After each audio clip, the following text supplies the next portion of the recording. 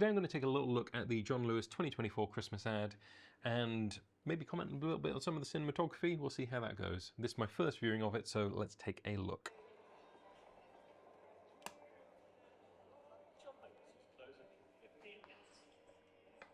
I have just before this watched the Coca-Cola 2024 Christmas ad, which was a massive steaming pile.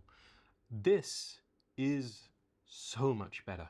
I have been a little bit kind of ambivalent about John Lewis's Christmas ads over the past couple of years. This one has something about it. There's so many little things that I saw when I was watching this that are going to be fun to look at. You know, from a filmmaking point of view, there's something in this that you can watch and you can analyze and you can respect the skill and the team that went into creating it. Before I look at any of the lighting things, I think something that I want to sort of comment on is the camera movement within this is constant. There is a sense of the way that it is flowing from one shot into the next. It's either tracking with her, it's pulling in, static for that one, but then we are moving ever so slightly and we're tracking back now, looking up, tracking to the side, static, tracking in, to the side, in. And sometimes it's subtle, you know, we're pulling back just there. Very rarely do we get a completely still frame. And then they're layering in other little fun techniques and motifs. So, I mean, obviously, there's the reference to going through the cupboard into like Narnia or whatever, and I've actually done that in a Christmas ad I shot many years ago. I had a thing where they go through this wardrobe and then out into this snowy landscape and follow the sign to the shopping centre. You know, it's not like high art, but it's something which is fun to riff on. I did almost exactly the same thing the other way around for that advert that I shot. When she's coming down the stairs, I like the idea that they're kind of making it so that although she's a grown-up in this, she's interacting with her sister at various different ages. So at certain points, the scale of the set that they are in changes. As she's coming down the stairs here, we've got things like, I don't know, the light switch just here, which is actually much bigger. The teddy bear is huge. She is comparatively small within the set just here. She's reaching up to those banisters. You know, they're made to feel like they are big and like it would feel if you were a child. So all of this is weirdly subtle if you think about it, you know, because we're cutting between the real world that she's in, the real scale of things in the world when she's upstairs, and then coming down the stairs, it's suddenly like, you know, she's a child again running down that staircase from the loft. And it does it on an almost subliminal level, which is, it's kind of cool. Moving on from this, we come down the staircase and we have this odd idea of the world sort of being built or put back together around her. You know, you've got these pictures just jumping back up onto the walls, and we are tracking towards them. Sister's coming out the door, she's walking towards us. We get this moment where we are kind of static-ish with both of them, but there's still a little bit of float in the movement just there. And not like rubbish bad float, like someone's on a gimbal and they shouldn't be on a gimbal. This is like intentional life in the camera, rather than just I'm holding it on a gimbal and I can't hold it, it's completely steady, but I want a tripod shot kind of shot, which, don't lie, we've all seen it. People do it all the time. It's terrible. Don't do it. If you want a static shot, go on a tripod. If you want something with a bit of float and life, take it onto a heavy camera, put a camera onto your backpack like this, get a cushion, you know, sit it on your lap, whatever it is, and just give it that little bit of life. Don't have it on a gimbal. It is not the it's not the way to get that deep, earthy kind of centered movement, which is lovely when you do get it. Mini rant. So more of these things jumping up, and it kind of makes me question, you know, how they achieved these shots. Is she running backwards and they're actually pulling these things off the wall and the post-note off her head. Did they add these in post? Are they CG? I kind of don't think so, because it looks like as she comes down, there's just so many little contact shadows and like little details. It just doesn't feel like it would be. I mean, it would be a ton of work. You could do it, but it just doesn't feel like it would be. However they did it, it is super cool, and I respect it.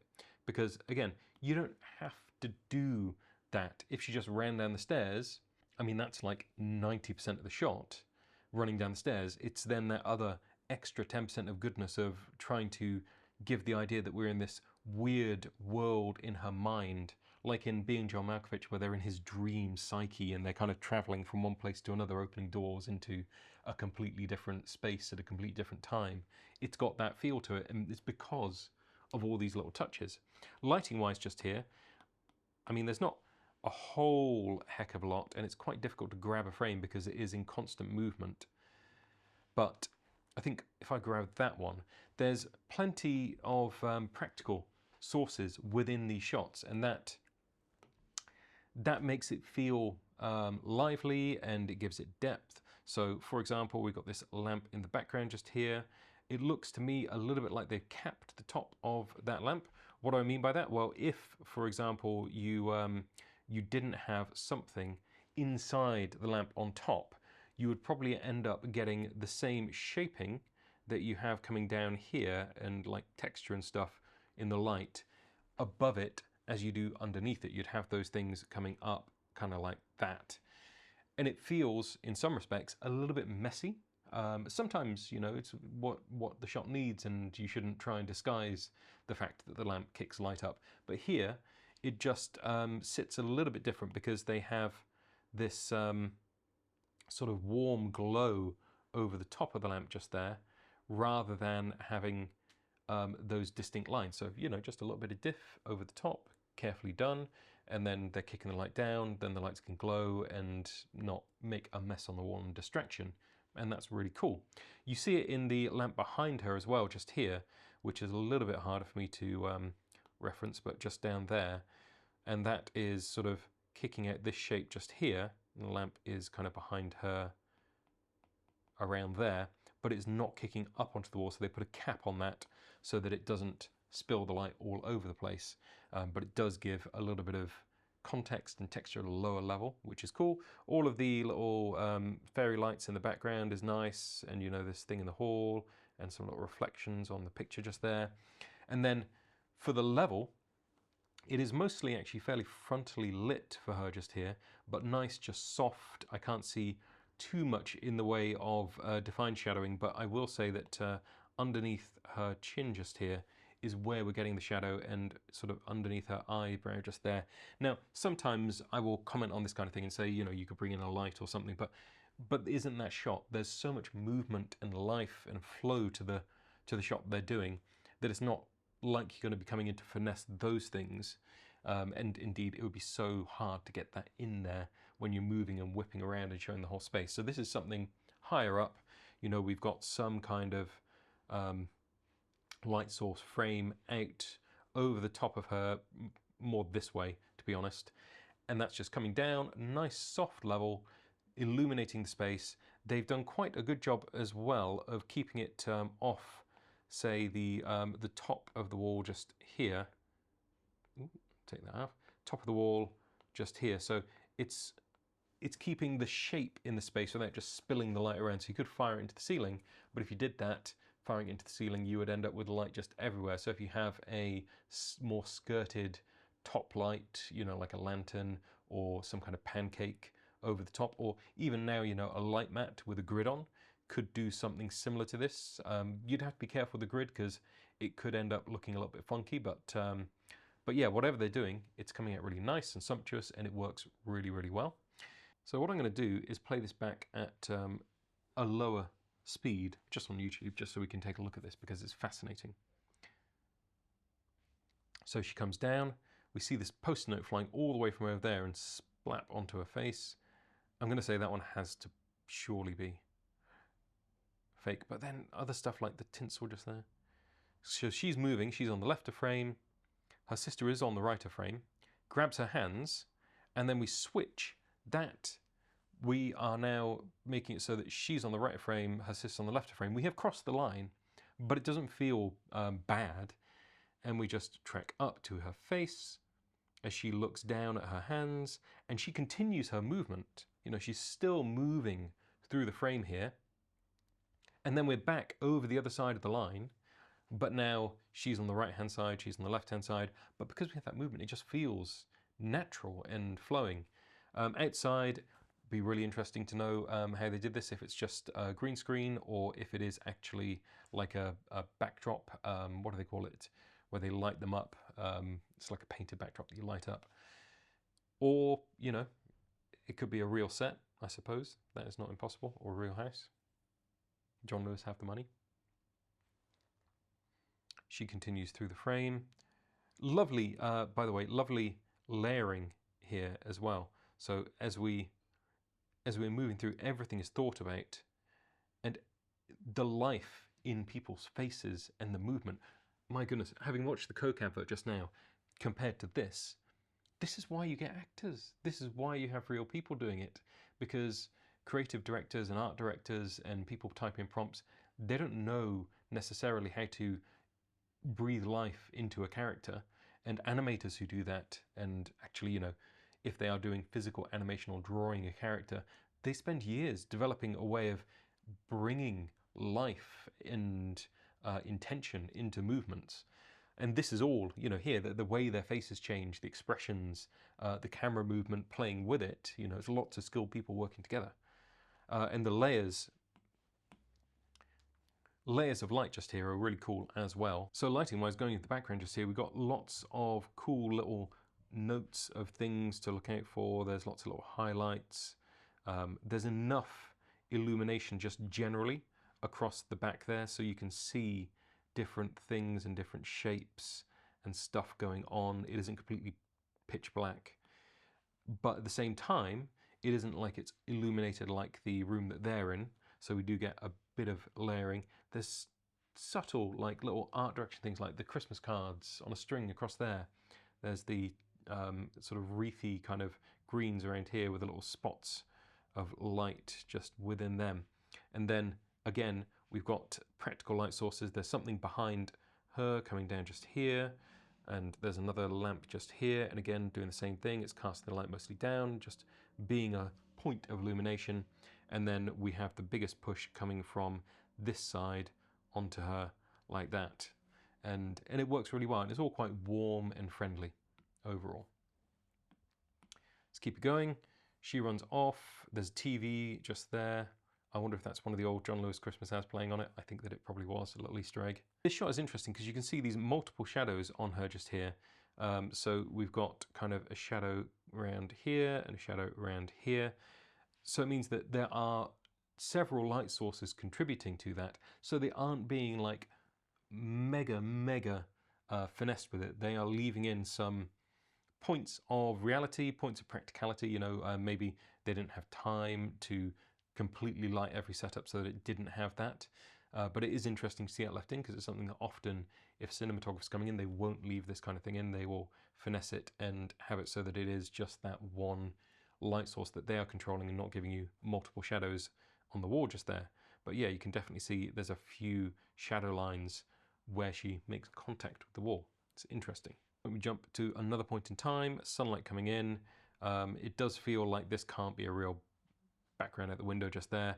There's no practical source apart from the sun, and they are getting that quite hard. So we've got, for example, just here, high-ish sunlight coming in, and that's doing a good job of giving them both that edge. You know, it's catching all over the top, catching the back of her hair, and obviously in the curtains and things, and then everything else in the foreground, creating layers again. You know, we are down in the foreground, there's this archway just here, and everything on the inside of that archway is darker, and then we just get these little notes of like Christmas. You got the tree just here, the star, and then got this wreath just here.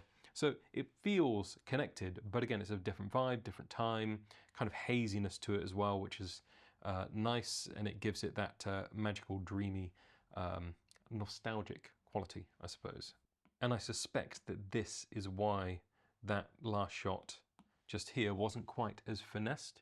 because they are going to now do a little gag where they actually change the lighting and have it like she's seeing something in this moment and then things are switching up, it's moving to a different time period, all the lights in the background go off, and she's just left with this, and we just get the emotion on her face just there.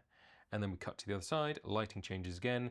We have another sort of wardrobe gag just here where she's coming back out through this wardrobe as if that was where she was watching from. Wardrobe closes up behind us, so we've got this practical element as well. Always love a practical set when they actually do something because it gives the talent so much more to kind of work with. There's a bunch of practical sources in this, and there's so much lovely lighting going on as well. So just here, spot the practical sources. We have at least 3 lamp type sources. So we've got this just there, we've got this one just here, we've got this one down here, and oh, that one just there on the desk. 4 practicals within this shot. One of them is that tube light that we saw kind of leading us through from the other room. This one is a little bit, looking at this one over here again, we see that light coming down, but nothing coming out of the top of it. Putting a cap on it, putting some diffusion on it, whatever they're doing, and they just make it so it's a lovely warm glow and the little lines coming down. It's an aesthetic thing and I respect that. And then the other point of light is obviously the window just here, and that is much, much cooler. So everything coming from here is a cooler blue sort of daylight, overcast vibe, and that follows through the room, you know, comes down onto the rug. We get this light and obviously on her as she's standing here. And then on the left-hand side, everything's much warmer. This is reminiscent to me of like shows like Sex Education. They had a lot of these kind of hazy interiors with warm practicals and like a little bit of cooler light coming in sometimes, although they often veered more towards the warm light coming in, but yeah, it looks glorious. So I love this practical nature of the water, you know, obviously got it coming onto her, so shine on her hair, you can see it dripping over her face. You saw when her hair spun around, it's all wet. There's stuff on the lens that maybe they've just dressed on, you know, like on a filter, a bit of Vaseline or something, just to smudge it up and make it feel wet. Whether this is actually completely raining in the room that they're in, or whether they're just, you know, artfully playing in a little bit of water and then adding it in post, hard to say. But it's nice, and they've thought about so many different things to make it feel right and kind of grounded in the space that they're in. And I love that they're continuing things between the shots, like, you know, you've got a bit of rain which turns into snow, and then the snow stays inside and the house is crumbling. There's this big shot with the ice skating. There are so many different things that they're kind of flowing through and making it dreamlike, even having like the motion blurriness and the kind of dreamy quality that that gives, slightly smudgy, big wide lens, you know. There's a bit of a callback, if you like, to them being kids. They jump onto this couch, and the couch is massive just here. And they are small compared to the couch, but they're grown adults. And then we kind of cut to the same or an analogous couch when they were growing up, but she's still an adult, her sister's little. So it's just trying to hit all of those notes of making it feel like it's a vibe and it's a dream, and there's still snow, you know, in the air, in the atmosphere. Bit of Wallace and Gromit on TV, can't beat it. Tin of roses on the table, very nostalgic. Fireplace giving us a little practical source just there. These are probably the most finessed shots, I think, these close-ups of faces. Something to take away from this, I suppose, would be to have a wet down, if you can manage it, if you can afford it, or if you can time it right, because you get all of this stuff just playing on the ground and just giving you much, much more vibe in your shot. If you didn't have that, imagine how plain this would feel. You know, it would just be a stark set of shop lights just here, and then just a flat foreground with not much to recommend it. But as it is, it's got a lot more texture and a lot more feel to it. What did you think of the John Lewis 2024 Christmas ad? Have a little discussion down below. If you've got any thoughts, got any questions, do drop those in the comments. Personally, I think that this was a very well done, very well thought out advert, and it's got a lot of the kind of things which I as a filmmaker would love to do. You know, there's all of those different techniques that are adding in, different elements of set dressing, props, the actual sets themselves, you know, having practical elements where you're moving from one time, one place to another, having those lighting gags in there to signify a change in scene. And I think just have a look at that camera movement. You know, where are they moving it? What kind of focal length does it feel like they're on? Because they were cutting between different things there. They had some close-ups, they had some wides, they had some shots where it was kind of a medium with a element of wideness because she's far away, and she comes in and she lands close to the camera. So you're moving from your talent making it a medium or wide to it being a close-up shot. So think about the way that they're knitting all of that together and making it feel coherent, because that's the kind of thing which, as a cinematographer or even as a director, you need to have a really good grip of if you're going to be doing lots of camera movement. The simple way is just to keep all of your camera movement feeling the same, but that could be kind of boring. So if you're just tracking in, just keep doing tracking in. If you're tracking to the side, keep tracking to the side in the same direction. But knowing how you can move in different areas with different amounts of movement as well. Some of the movements are big, some are small, some are tracking with people, some are tracking towards them. You know, it's a lot to manage, and it's a lot to think about when you have all of those other elements as well. And, you know, having to fit a narrative into this and have to fit your characters into it. Really good example, definitely worth studying. Don't study the Coca-Cola one because that was terrible. Look at the John Lewis one, it's way better.